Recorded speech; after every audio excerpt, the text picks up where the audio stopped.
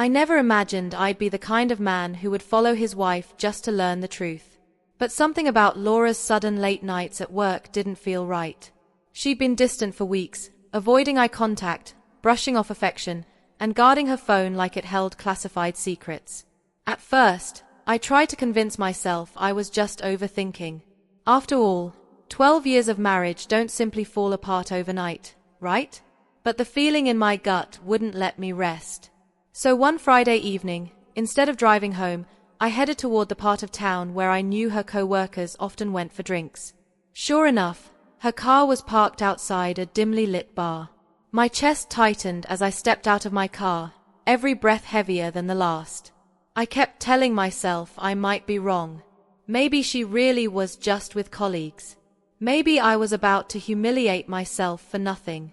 But deep down, something in me had already broken before I even opened the door. The moment I walked inside, I saw her.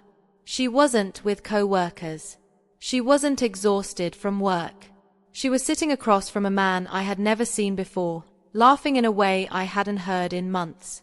Her hand rested on his arm, her smile soft and familiar, the same smile she used to give me when we first started dating. My legs felt heavy, my throat dry, but I forced myself to stand there long enough to know there was no misunderstanding. I walked closer, slow and steady. She didn't notice me at first, too caught up in the small world she was building with him. When she finally looked up, the color drained from her face, and the laughter died in her throat. The man beside her shifted uncomfortably, sensing the tension, but my eyes never left her. I didn't shout. I didn't cause a scene. She didn't deserve that from me anymore. Without a word, I reached for my left hand and slipped off the wedding ring I had worn for over a decade. That ring had once symbolized our promises, our life, and the family we built together. In that moment, it felt like nothing more than a piece of metal. I placed it gently on the table in front of her.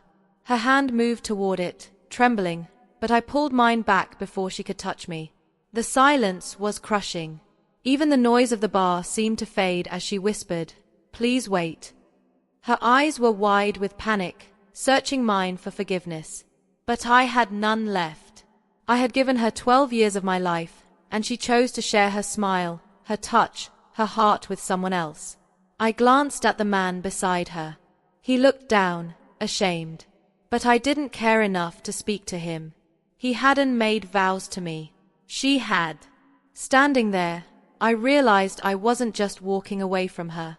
I was walking away from the man I used to be. The man who believed her lies, ignored the distance, and clung to the hope that our marriage still meant something. That man died the moment I saw her with him.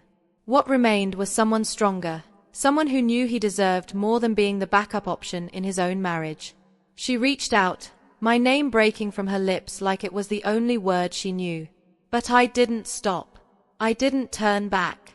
I simply walked toward the door, leaving her and her new companion in the ruins of the life she chose to destroy.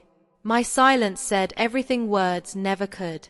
When I stepped into the cool night air, a strange calm settled over me. For the first time in months, I wasn't confused.